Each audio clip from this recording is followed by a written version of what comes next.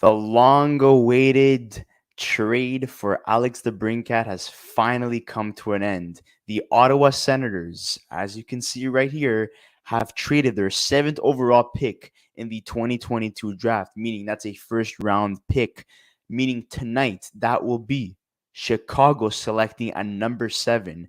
They also give up a second round pick in this year's draft, which is a 39th overall pick, which is fantastic because you all know that in the first round, sometimes there's a couple of people that fall down in the second round. So that's another good pickup for Chicago. And then they get a 2024 third round pick. And obviously, Ottawa Senators get the bona fide elite or franchise sniper in Alex Debrincat. They've been wanting to make a splash since Pierre Dorian has had stated that they wanted to make the playoffs at the end of this NHL season, where they were saying that the rebuild is done. It's time to start thinking about playoffs. And now this move proves that Alex Debrincat is one of those pieces that are going to help the Ottawa Senators get to the playoffs. The thing is, did the Ottawa Senators give up way too much to acquire Alex Debrincat? And we're going to look at some stats right here in terms of this deal and what type of player do the Ottawa Senators get in Alex Debrincat. We all know that New Jersey was a team that was thinking about trading their second overall pick, but unfortunately that never ended up happening, and they ended up keeping their second overall pick. It was between New Jersey and Ottawa, in my opinion, in terms of the two teams that were heavily interested in Alex Debrincat. Um, I do think that it would have been a lot to give up a second overall pick for a player like Alex Debrincat. Don't get me wrong, Alex Debrincat is a sniper, a fantastic sniper. And, adding a guy like that on a wing, the left side wing of a guy like Jack Hughes and Jesper Bratt would be one of the best lines in the NHL. And we know that New Jersey's an up and coming team. We saw, flashes of brilliance this year, especially with Jack Hughes taking that next step, Jesper Bratt getting over 70 points. You have Nico Hischier on that team as well, but unfortunately, that did not transpire. This year, Alex Debrincat on a very bad Chicago team had 41 goals, 37 assists, and 78 points total in an 82 game span. So he was there for every single game. His career started in 2017-2018 with the Chicago Blackhawks. In 82 games, he had 52 points. In 2018-2019, he had 76 points in 82 games. In 2019 and 2020, he had 45 points in 70 games. In 2020-2021, he had 56 points in 52 games. And like I said, this year he had 78 points in 82 games. So in a total of 368 games, he has 160 goals, 147 assists, and that is a total of 307 points. He is a negative 14, but as a sniper, it's only normal that he's more offensive than defensive. He is 24 years old, so he fits that mold of the Ottawa Senators, a very youthful team, a very up and coming team. He is 5'7", so he's not the tallest player, but this guy can put his name on the score sheet, and he could get a lot of goals. So, I mean, look, guys, if you're gonna ask my personal opinion of who wins this deal, I'm gonna have to side with the Chicago Blackhawks, and that is if, okay, guys, they make the right drafts in today's draft, and obviously in 2024. Having a first round pick at 7th overall, there's a lot of quality players that you could select 7th overall, and let's just take a look at those names. Just give me a second here.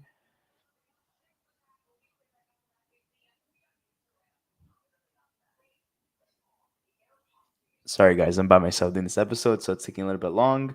Ba, ba, ba. Okay. Well, right here we have. Okay, so obviously the Montreal Canadiens are going to be choosing between Slavkovsky and Shane Wright.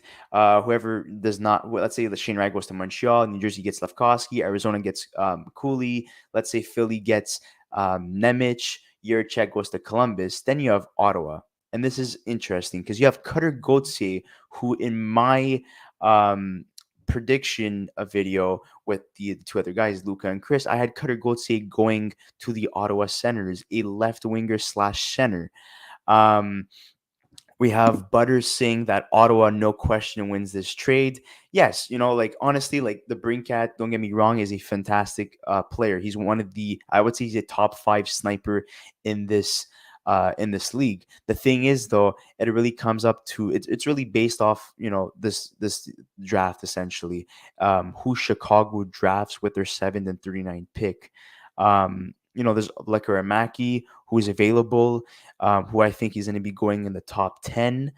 Um, also, like I said, Cutter Gauthier. I'm just taking a look right now at the guys that they could draft right here. Give me a second.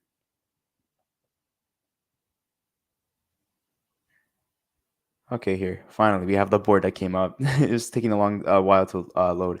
So you have Matthew Savoie, a center that they could draft. And there is rumors, that Jonathan Taves, they might try to trade him because they're not too happy. Well, him and Patrick Kane are not too happy with this rebuild that their new GM has stated that he is very interested in going with in terms of the future for the Chicago Blackhawks. There's also rumors that they want to trade Kirby Dock, but they want a top 10 pick for Kirby Dock because he did go third overall in 2019. There's also rumors that they want to move Seth Jones, a guy that they traded a lot of assets for in the 2021 NHL draft. So, there's a lot of changes coming to Chicago, and this is the first bombshell for Chicago. So, like I was saying before, you have Jonathan Lekaramaki, who's a right winger. They could add that guy too. Wakid Kamel, who's a right winger. Cutter Gauthier, like I was saying, left winger center. So those are the guys that I would take a look at. So I want to hear what you guys have to say in the comment section. Do you think they go for Savoie, Lekaramaki, or Kemel, or Gauthier with their 7th overall pick? And, obviously, these guys, most of them are wingers. Savoie, maybe you could put him at the wing, but I see him more as a center. If they do trade Kirby Dock, I do see Matthew Savoie as being a logical pick for them. Replacing a center with a center. But if you're gonna trade Alex Debrincat, which they did, you're gonna want to have to get a left winger or a right winger. And who screams sniper between Lekaramaki, Kemel, and Gauthier? Well, I'm gonna have to go with Lekaramaki because he's a natural goal scorer and he has a fantastic release when he lets go of that puck and he finds multiple scoring areas. You could also make a case for Kemel, who is extremely active with his stick in both ends of the ice. So he's a two-way forward, but more of a playmaker. And then you have Cutter Gauthier, who is a complete player who you'll find who will be able to play a strong 200-foot game. And with his frame, he's really good with those puck battles. So he uses his body as an advantage at 6'2". So those are the three guys that I would look at for the Chicago Blackhawks to be drafting with their 7th overall pick. In terms of the 39th overall pick, that's something to look at as well, because like I was saying before, sometimes good quality players slide to the second round and they become steals of the draft. So we're going to be looking at who they could draft as well with those picks.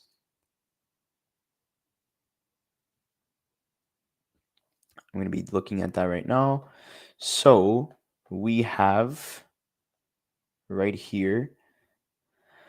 Okay.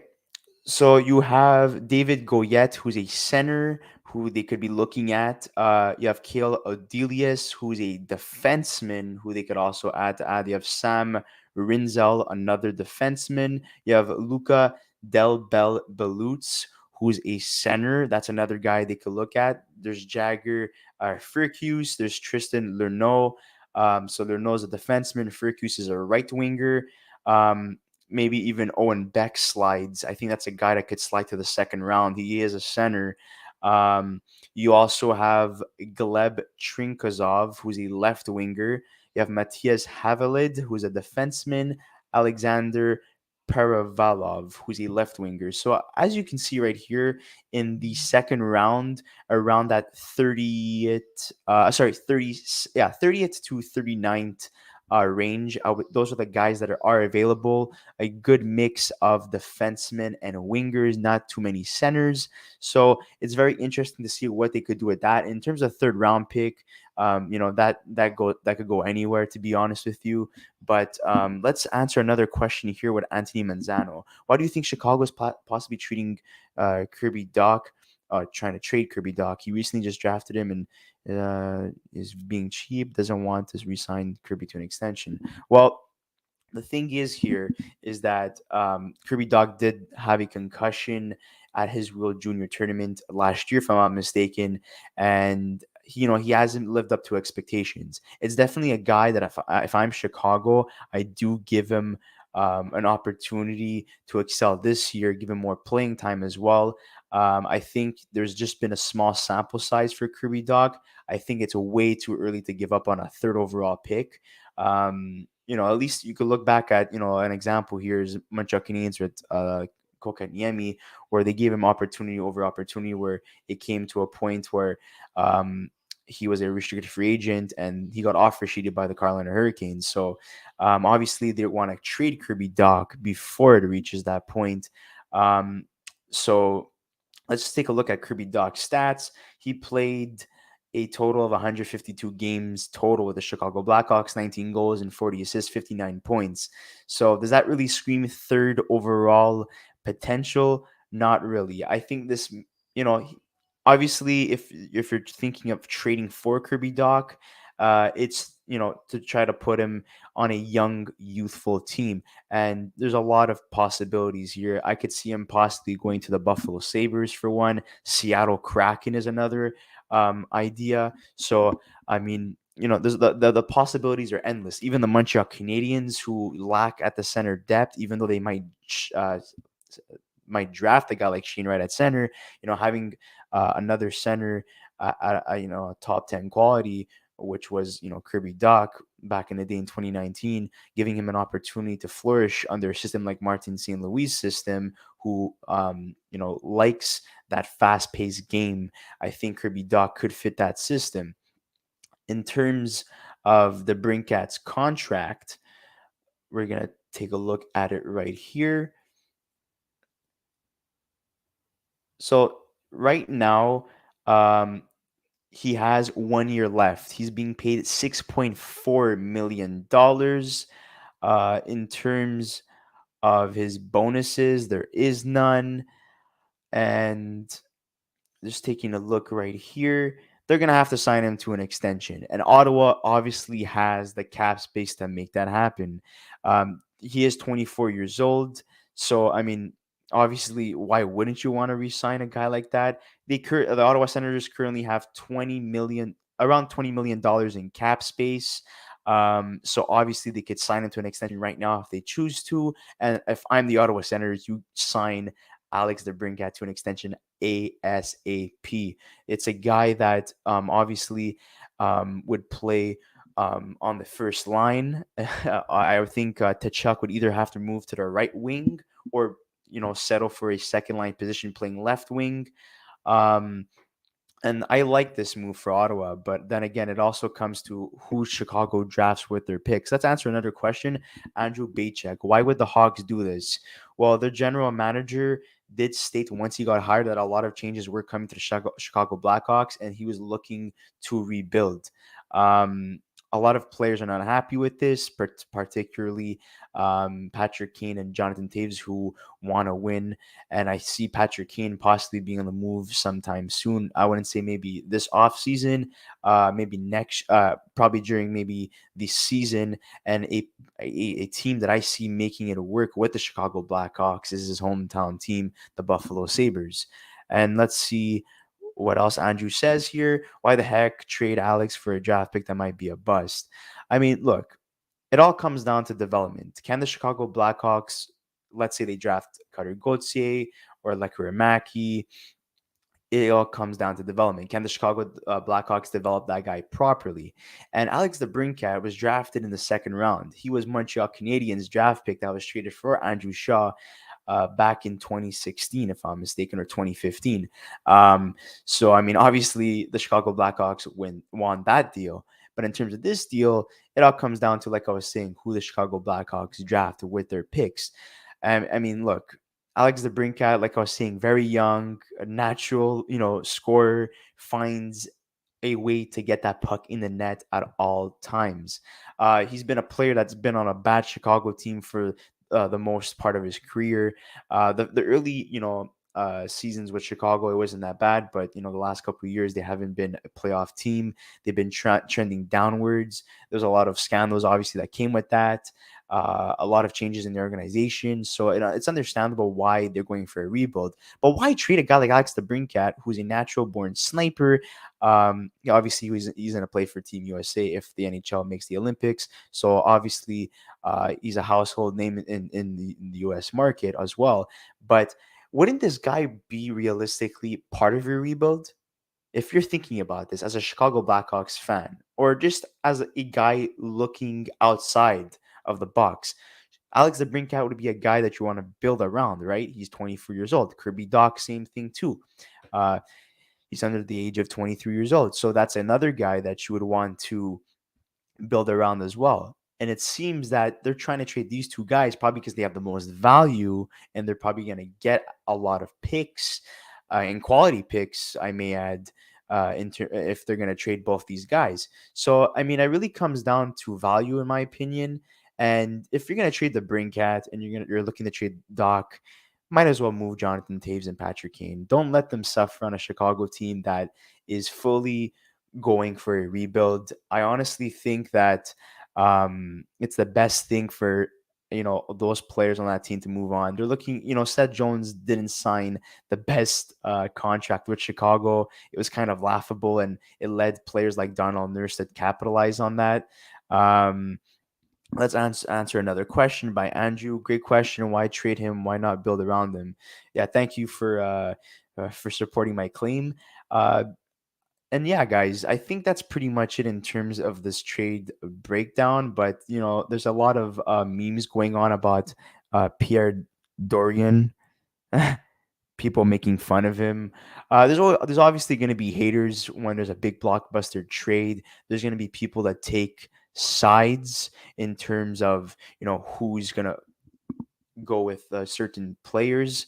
I mean, certain teams as well. If you're a Chicago Blackhawks fan, I want to hear what you guys are feeling in the comment section below. If you're an Ottawa Senators fan, I want to hear what you guys are feeling in the comment section below. You have Yan Bala saying, what? Why? A lot of people are questioning this because the Brinkat is 24 years old. He's a 40 goal scorer. Why not build around him?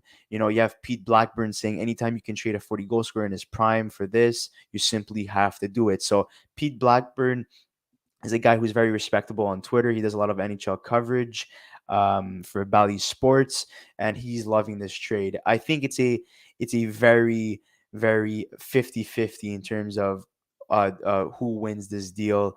For the most part, in terms of what I'm looking at on Twitter, in terms of fans and analysts, and honestly, I don't know how to feel about this, but the only thing I could say is that if you're gonna build around a player, Alex Debrincat and Kirby Dock are two players to build around.